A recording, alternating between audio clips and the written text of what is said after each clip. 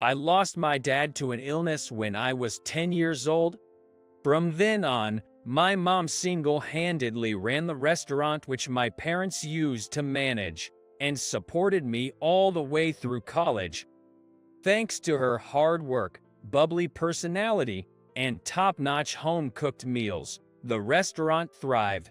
Despite being a single-parent family, I was able to grow up in a very privileged environment. I think it helped me grow up to be a generous and positive person. I have many friends, and I was blessed with good interpersonal relationships and led fulfilling days even after graduating college and joining a major beer company. Except, that is, for my relationship with one of my boss, Mr. Smith, who worked in the same department.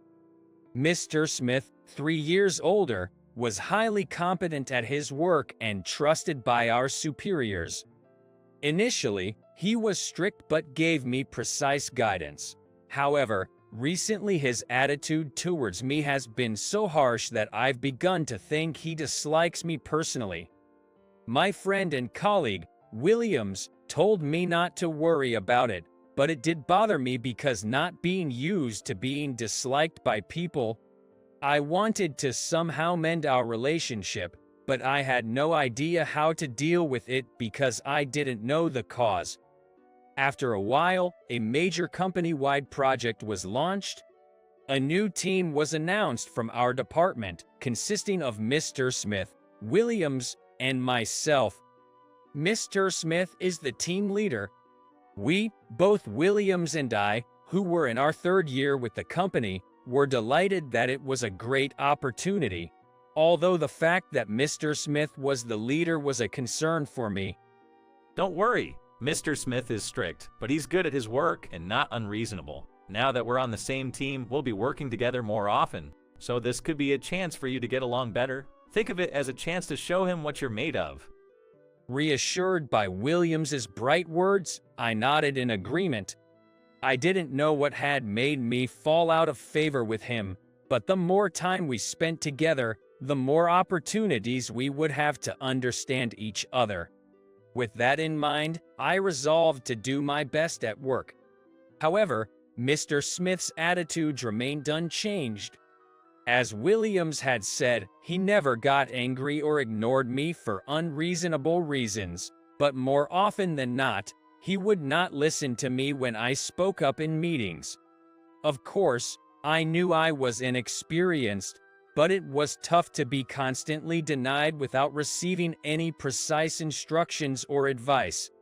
Everyone was working late every day and exhausted, but Mr. Smith was particularly hard-working. It might be natural as he was the leader, but he tried to do everything by himself. He didn't rely on others, or rather, he didn't seem to trust them. He worked overtime more than anyone else, and it was a given for him to work on his days off. I was a little worried about him, who was growing more and more fatigued by the day. One day, I had a long meeting with a client and returned to the office quite late to find Mr. Smith working overtime alone. If you don't mind, I can help you a bit with that. I pointed to a pile of documents on his desk. It was already past 10 p.m. Everyone else had gone home long ago, and only Mr. Smith was left in the room. Even when I offered to help, he just said without taking his eyes off his computer, "I'm fine. You can go home." But, haven't you been working overtime every day recently, Mr. Smith? You don't look well either. You should go home early and rest sometimes. I just need to input these, right? As I reached out for the documents, he suddenly shouted, "I told you I'm fine. Don't touch them." Just do what you're supposed to do. Stop trying to please everyone. Caught off guard by his harsh words, I felt more anger than surprise. I don't like conflicts, but this time I couldn't help but retort. Why do I have to be spoken to like this? All I said was that I'd help, right?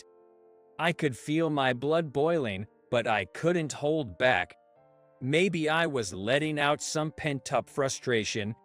That's exactly what's annoying.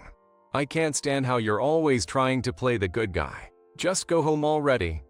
With that, Mr. Smith didn't even look at me.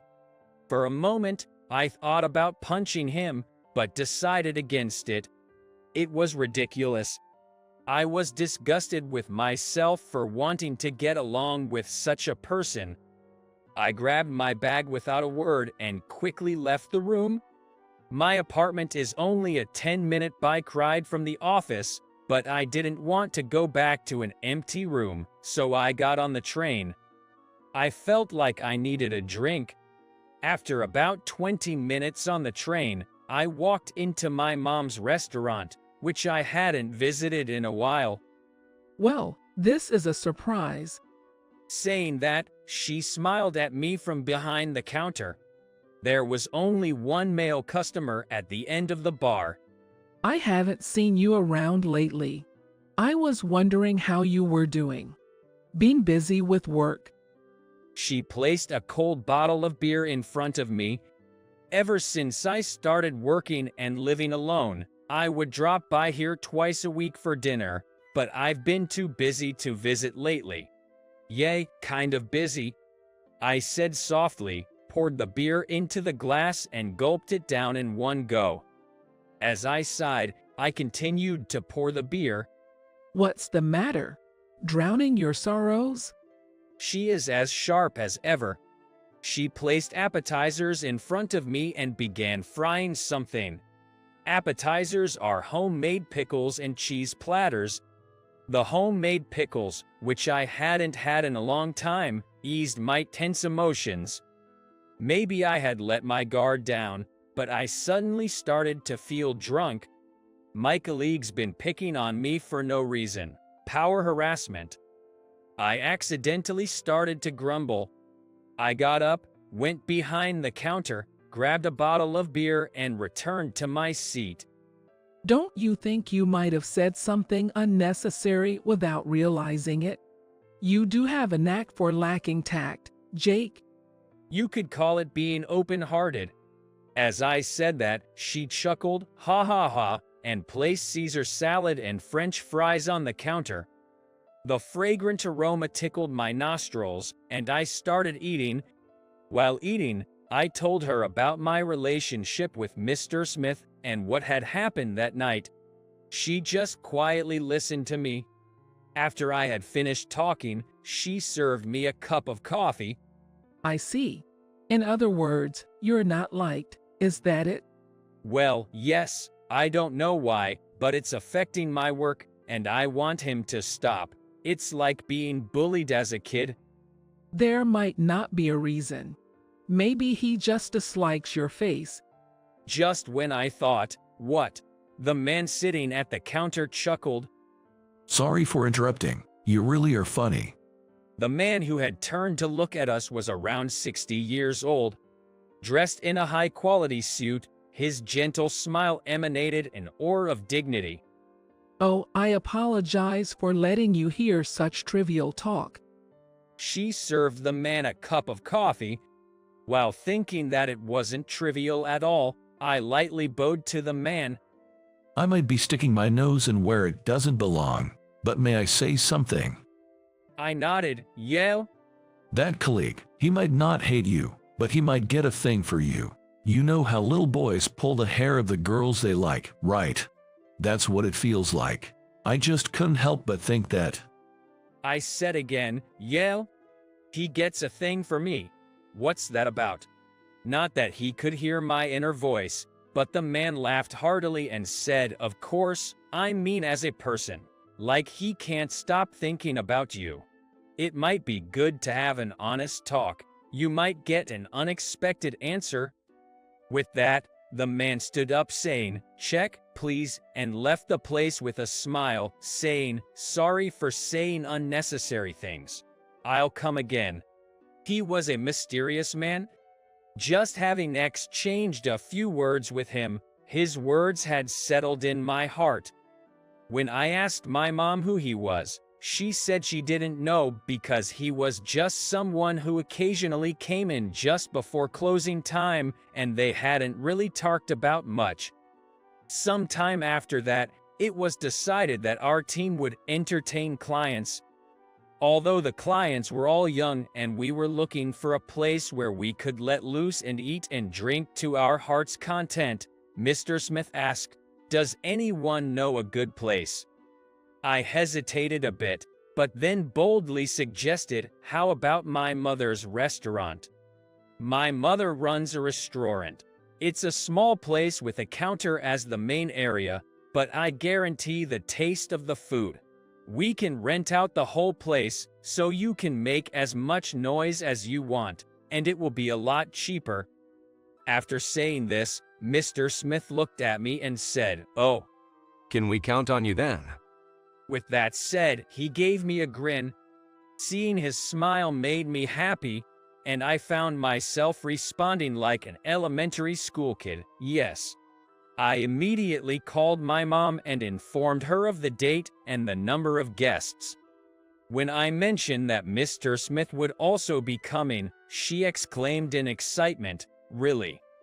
Well, then I'll do my best to make up for my son's incompetence. I'm not that incompetent. With that, I ended the call. The sound of her delighted voice lingered in my ear. Back when I was a student, I would often take my friends to her restaurant, but since becoming a working adult, I hadn't taken anyone. I wonder if this counts as being a dutiful son. The thought made me happy. Fast forward to the day of the banquet, a week later. Around noon, I was summoned by Mr. Smith.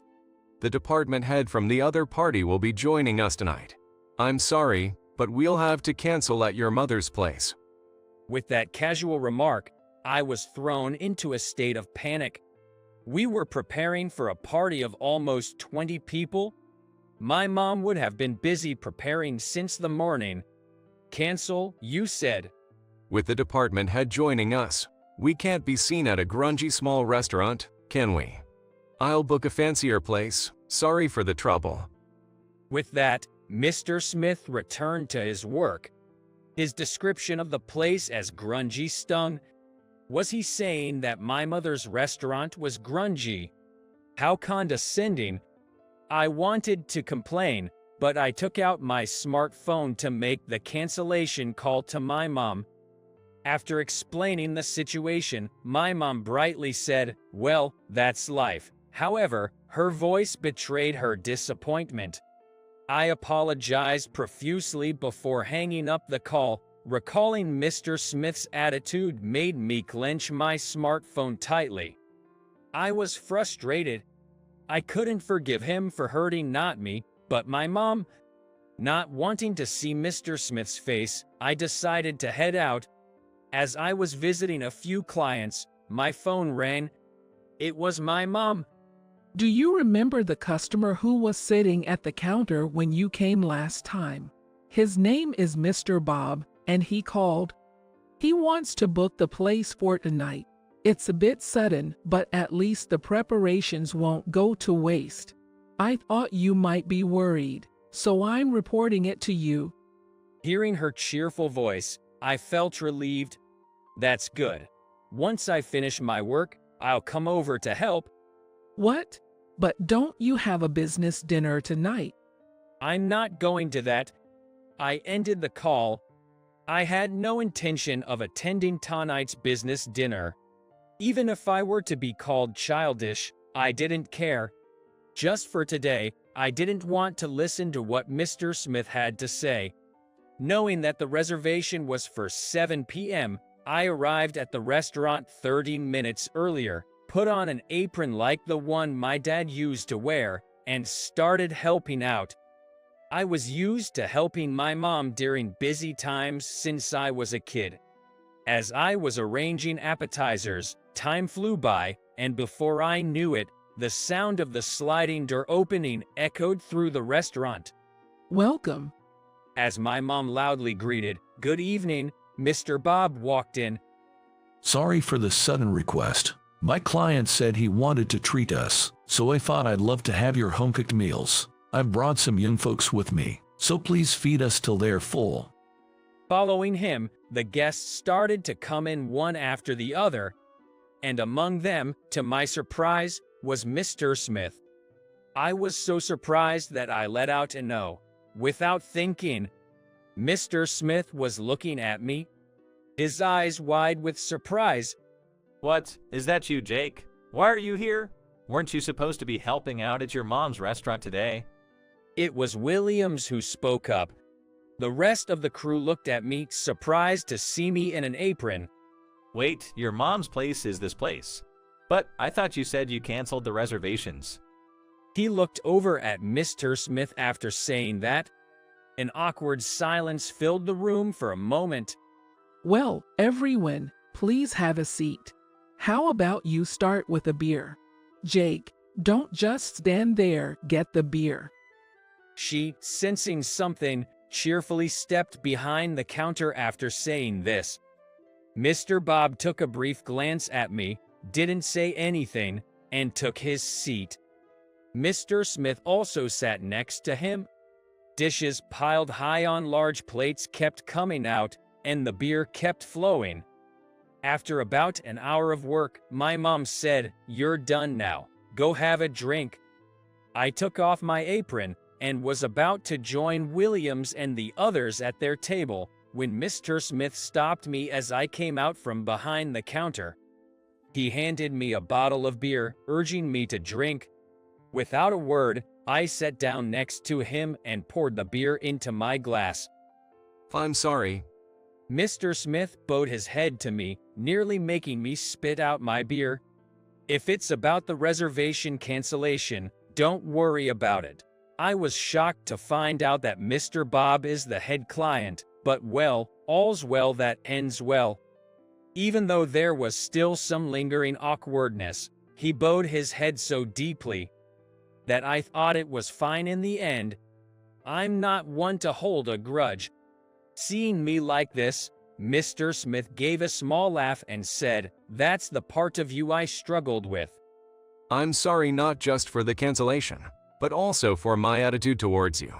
I was jealous of you, and it's embarrassing to admit. He took a swig of his beer. Jealous? I didn't understand what he was talking about, so I kept quiet and waited for him to continue. You're really straightforward, Jake. You're not the type to hold on to negative feelings for a long time. That's too bright for someone like me. When I look at you, it reminds me of how small and petty I am. Even after all that, I still didn't understand what he was talking about.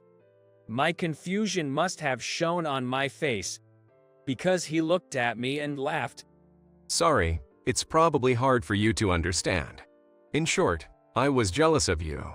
I grew up in a single-parent household too, and my mom ran a small diner to support me.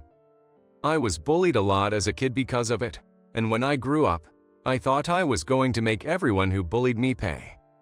I didn't make any friends and I fought my way to where I am now. When I saw your background, I felt a strange kinship because we had similar experiences. But unlike me, you had no twisted pots. It surprised me, even though we were raised in similar environments. How could you be so ridiculously straight-laced? Even though he called me ridiculous, I didn't get angry. I refilled his glass, then my own. You're uncomplicated, not twisted or seeing others as enemies like me. It oddly annoyed me. How could you live so straight, even though you were raised in the same kind of environment as me? I wanted to live like you. You were like an ideal vision. You were the person I wanted to be but couldn't. I was taking out my frustrations on you. I was too hard on you, more than necessary. As a leader and as a person, I was terrible. I'm sorry. He bowed his head deeply once again. Not knowing what to say, I just stared blankly. Then Mr. Bob came over with a glass in his hand and sat down next to Mr. Smith. So you were the first to reserve this place. Then you canceled, and unknowingly I rebooked it. Things have a way of falling into place in the end, don't they? He said this with a gentle smile. My mom was behind the counter, smiling at Mr. Smith and me. I'm truly sorry for just canceling the reservation so casually. Mr. Smith apologized to my mom.